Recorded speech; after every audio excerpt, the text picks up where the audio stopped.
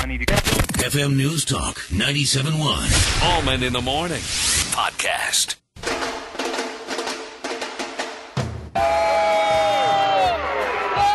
I think he should build it whatever planet Ron Paul's from. So we can get at the minds of these young people. Mississippians were offended. Right. I'm educated and I have teeth. You're listening to Allman in the Morning. Common Sense Radio. Yes, indeed. Welcome to the show, everybody. We're going to have Jim Talent joining us a while down the line here, about 7:30. He's a Romney guy. He'll reflect on what happened over the weekend in St. Charles County. Also, Jay Stewart's going to join us, the Gray Falcon, and Rob Raines on Mizzou and SLU. Which might be worried about Mr. Obama, and maybe you are.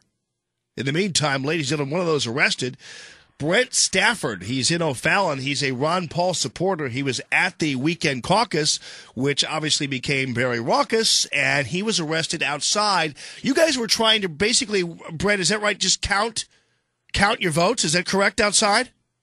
Well, a couple things. I'm also on the St. Charles County Central Committee, the GOP Central Committee. So everyone wants to say it's a Ron Paul supporter. The headline could be just as easily GOP committeeman arrested. Right. Okay. So, what happened was the meeting was not adjourned properly. None of the rules were followed. I had actually tried to reconvene the meeting inside the gymnasium, and the GOP chairman in the county unplugged the microphone, and the police ordered everyone out. So I tried to reconvene the meeting outside, and the first thing we needed to do was establish a roster, and I was telling people how to do that. They'd already been credentialed, so I didn't have to have the voter logs. They still had their wristbands on, showing that they'd been credentialed, but I just needed to establish a roster. I was also one that the vast majority of the people in attendance wanted to have as the chair, and all the attempts to nominate me as chair were ignored. So now here's the thing, though. I mean, I think it was pretty clear. I mean, based on the people I'm hearing from, that there a majority of the folks in that gymnasium were indeed Ron Paul supporters. Is that correct? Well, early on, we definitely had a clear majority. About a half an hour before the end of where they would allow people in, there was a very large Mitt Romney contingent that came in. The caucus was supposed to start at 10 o'clock. At about 9:45, we were not sure whether we still had a majority or were confident that we did. So, and actually about 9:45, somebody from the Romney group came over, approached me. They did not have a full slate of delegates prepared. We had full slates for the both congressional districts and the state convention, as well as alternates, full slate of alternates. So we were prepared. They really weren't, but they were going to try to put someone else up as chair. And I'd actually hired the president of the Missouri Association of Parliamentarians to act as my parliamentarian once I was elected chair. So in order to make sure that we had a fair process, and we're able to use a real professional registered parliamentarian, we made a little bit of a deal that they would support me as the chair, and they would get some people on our slate for themselves as delegates. Which is not unusual. I mean, you guys, this is how it works in the caucus system. Now, the chair, though, that ultimately became the chair, how did that whole thing happen? This person was a Santorum guy, is that right? I've never heard from his mouth who he supports. I don't want to speak for other people, right. But that's what I've heard. But so what happened was when the what's called the temporary chair, who's really only other order of business other than pledge and invocation and maybe a couple of little things, is to take the election for the chairman, and then that elected chairman takes over. When he opened up the floor for nominations, I immediately began trying to nominate myself. I know he saw and heard me. He ignored my attempts to nominate myself. Now, four nominations do not have to be seconded, and you do not have to be recognized by the chair to make a nomination. A woman stepped in front of me. He called on her. She nominated Ellen, and there was a second, and then people started actually chanting my name, trying to nominate me as get my nomination in there. The temporary chair, Eugene Dokes, chairman of the GOP Central Committee in St. Charles, then went ahead and had a hasty voice vote for Matt. Ellen and basically said all in favor of Matt say aye, all opposed say no. The ayes have it. Matt Ellen is now the chairman. Now immediately I began calling for division. Hundreds of other people started calling for division, which means count the vote. That can't, again, you don't have to have the floor, you don't have to have a second, and it must be acted on. And demands for a count of the vote were ignored. At that point, this person tried to take charge of the meeting. Everyone knew he was not properly elected to be in that role, and so they were not listening to him. And then at that point, he adjourned the meeting again improperly, so it was not properly closed. Yeah. And so that's when I tried to reconvene the meeting and reestablish the caucus. The police were actually called in earlier, and the police were there strictly.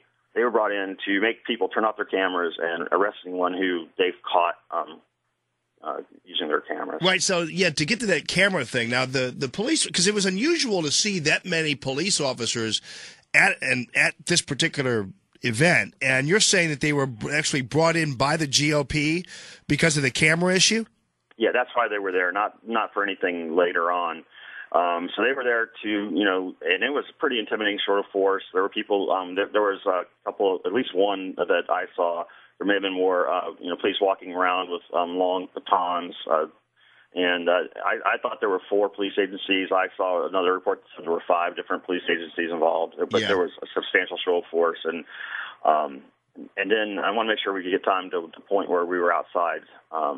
They were there to intimidate and to try to, all right. force. The only rule the organizers were concerned about seemed to be all day long was the cameras. Any other rules of order, they completely ignored. Yeah, well, I'll tell you what, Brent, hang on, because I have to take a break here.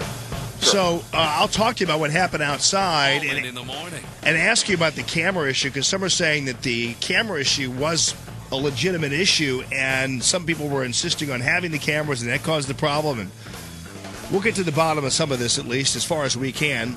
Also bring you the rest in the lightning round straight ahead. It's Common Sense Radio. You're listening to Allman in the Morning. Common Sense Radio. Good morning, you bunch of drunks. Yes, indeed. As embarrassing as this whole thing was in St. Charles County, I do have to say that the upside for me is I saw a lot of people there who were hungry. And whether or not it really wound up in chaos, yeah, that's a problem. But if you're Barack Obama, you're looking at that and you've got to be thinking, you're a Democrat. You've got to be thinking, wow, there are a lot of people out there who will get arrested and who will fight and who will yell and scream just for the joy of removing you from the White House. That's the upside for me, at least. The downside, of course, it was right there at Francis Howell. Police are getting ready to shut us down. Yeah, police are getting ready to shut us down, and ultimately they did. Media ignoring the caucuses for the most part, but this one piece from Andy Banker kind of stood out, where they compared the Baldwin caucus to the St. Charles County caucus. Baldwin peaceful, some people all got along, and then sometimes people get arrested. Yeah, but I don't think I've ever heard of anybody ever getting arrested at a caucus, tell you the truth. So that kind of stood out to me. What's next?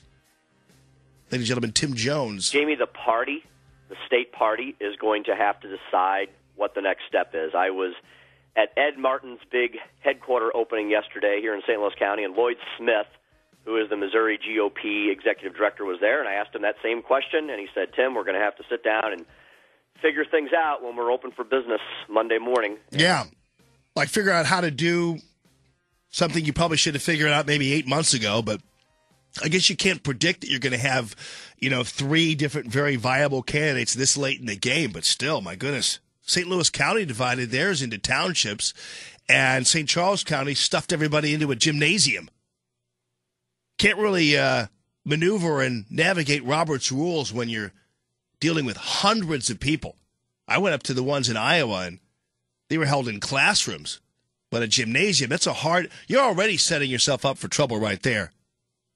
One of those arrested, by the way, was Brent Stafford. He's in O'Fallon, and he is a GOP official. When I call you a GOP official, Brent? I'm elected to the St. Charles County Central Committee. Right. GOP official, I don't. Yeah. I almost rather if you call me Ron Paul supporter than that. Now you know. I'm trying to figure out what to call. I know you support Ron Paul anyway. So explain what happened. Once they shut the camera deal, some people are saying that was what did it. Was this whole idea? And Kurt's on the line here. Kurt says the camera thing was up to the individual caucuses. Each caucus could decide whether or not to have cameras or have cameras. Again, that's something that's decided by the people. What's called the body of the caucus, the people who have been credentialed and are in the room. And once the meeting is started, then they can make that rule or not. And once the meeting started, and that the rule was read that no cameras, there was obviously a great deal of opposition to that. I was trying to make points of order, and there were other people trying to basically try to get a motion on the floor, let people vote on whether they wanted cameras or not, which is what it should have been, and not something that was done ahead of time by people who were organizing. That's not really their job. That's right. I mean, people need to remember that as Kurt points out too, the individual caucuses were to decide what the rules were. The rules were, and that would be in accordance with Roberts and everything else. The rules were to be decided at the caucus, not before. Correct. Okay, so then you had the problem right away there because people just were like, "Hey, wait a minute, what's going on here?" Anyway, they shut the place down. Then you guys went outside. Yeah, so they adjourned the caucus. I tried to reconvene it because it was improperly adjourned and no business was conducted that was required in the call to caucus. So I attempted to reconvene inside the gymnasium. The GOP county chairman unplugged the microphone, and the police told everyone that they had to leave the building or they would be arrested for trespassing. So everyone was going outside. As soon as I was outside, some people came up to me to say that they were going to try to reconvene the caucus at a nearby park. I told them that could not happen. The only location that the caucus could be reconvened was in what was published in the call to caucus 15 days prior in the newspaper, and that was the high school. The call to caucus did not specify the gymnasium or any other room. So you had to be there. As long as we were at the high school, we could reconvene the caucus, and that's what I attempted to do. And when I was instructing people what information we needed to reestablish a roster, that's when the police came and took me. Yeah, because you were asking people to count, to hold up they had the wrist things on, and they were and you wanted to count. Well, we had before we could start voting on things or doing things, we had to reestablish a body. Right. And in order to do that, we had to reestablish a roster. They'd already been credentialed. They had the wristbands on, so we knew that they had already been credentialed. And there was a number on the wristband that corresponded to their registration that they had filled out earlier in the day. So we could validate that these people were valid, eligible participants in the caucus by creating that roster. Yeah, see, and here's the thing, though, too, about some of the folks who are Ron Paul supporters, is that I guess there's this narrative that the Ron Paul supporters were all a bunch of rabble-rousing people, and I'm trying to tell people that that narrative is false, and clearly there were people who were energetic, but the fact of the matter is a lot of Ron Paul people know this caucus system backwards and forwards. That's how Ron Paul has amassed the delegates he has, at least, and so you guys know the rules. If you want a crowd of rowdy Ron Paul people, try to violate their rights and try to not follow the rules. You'll get that real quick. And again, these guys did not know. First of all, it was a bad thing to do to have this thing in a gymnasium to begin with that many people. I do want to say something about that. That caucus Saturday was about the same size as the state GOP convention that's held every 4 years. The Roberts Rules of Order actually, has rules for mass meetings and conventions that work very well. Right. And I don't really think it was necessarily having a large caucus was a problem. It was the people who were running the caucus were incompetent or in over their head and refused to even follow a simple anything related to parliamentary procedure. Brent, and hold the on. only rule that they were concerned about all along was cameras. Hold on, buddy, okay? I got to take you again. Next break. Allman in the Morning, Common Sense Radio. You're listening to Allman in the Morning, Common Sense Radio. Good morning, you bunch of drunks. If I never hear one of those again, I'll be fine. Thank you very much. What a crazy weekend. I was in Chicago and accidentally ran across the St. Patty's Day parade in Chicago. I'm lucky I'm back. Boy, that place was raucous. Not as raucous as it was in St. Charles County, though, but it was raucous. I mean, I'm Irish, and I've had enough of St. Patrick's Day, thank you very much. But also because I'm intimidated by my Italian wife. Today's St. Joseph's Day, and they're all bitter because they don't have a parade.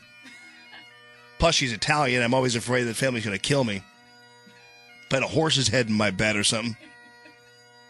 So I got to put down the St. Patty's Day thing and talk about St. Joseph's Day. Today is, of course, the St. Joseph's Day, so all the Italians are crazy about that. Let me get to Brent here real quick because I want to tie up this knot here because Brent was one of those arrested outside of the Francis Howell school there where they shut down the caucus. And Brent, I guess we've talked to you all morning here, but I want to just get this final thing here. So what happened is you're trying to count up and get enough people to actually have a caucus outside, and then suddenly the police come and arrest you. Right. Yeah, I was trying to reconvene the meeting, and the only place it could be held that day, which was there at the high school. There was another caucus in the St. Louis area that held theirs outside because they outgrew their space, and so they held theirs outside. So holding a caucus outside is not necessarily out of order, and it actually happened somewhere else in St. Louis on Saturday. So I'm trying to instruct people what information we need to establish a roster so we can try to reconvene the caucus. And the police came up and told me to get down off the chair I was standing on and walked me away, and put the handcuffs on me, and eventually put me in the paddy wagon, I guess you call it. When I was asking if I was being arrested or detained, they said, "We'll tell you later." I said, what am I, am I being charged with anything? We'll tell you later. We'll tell you later, huh? Yeah, they'll tell me later. And they actually didn't figure out what they were going to charge us with until we were sitting in the police station for a little while. Yeah, wow. And then they decided that they would charge myself with trespassing in the first, and the gentleman who was removed because he'd turned off the guy with the video camera. He turned it off at one point to comply, and then when he saw that they were violating all the rules, he felt it was more important to document that, and he turned his camera back on, and he was arrested for it. Yeah, so he was given trespassing also. Yeah, I know the police were there already in some form at the meeting, but I thought that what really I think aggravated the problem was the increased call for the presence of the police. I just think that was unnecessary. Yeah, there were a few there, and again, the police were brought in at the request of the people who were supposed to be organizing the caucus, because people were ignoring their request to turn their cameras off. The thing is, those people who were running it were also ignoring the request to try to put a motion on the floor for people to vote on to allow the cameras, because the vast percentage of the body of the caucus there was in favor of allowing cameras for transparency. And again, a simple vote there would not have been the police presence there if they had taken a simple vote. Should we have cameras or not? And the body wouldn't have abide by that rule. And folks, every GOP official I've talked to has said that the rules are created on the spot there. That's how it works. And so the fact that they created this rule that there would be no cameras there before they even had a caucus is where you really ran into the problem. So it's not the people who are these crazy camera-wielding Ron Paulites there. They wanted the rules to be followed, and the rules were to be made on the spot, and they were made ahead of time, and thus you have the problem there. Brent Stafford, thanks for joining us, buddy, and I'm sure your charges, I'm sure they won't be sticking for long. So we'll talk. Let us know what happens, all right? Yeah, thank you. And hopefully we'll have a new caucus. That's the only thing that we can do to set this right. Yeah, I think they might end up having to do it. And Brent, thanks a lot. They might end up having to do it at the township level like St. Louis County did.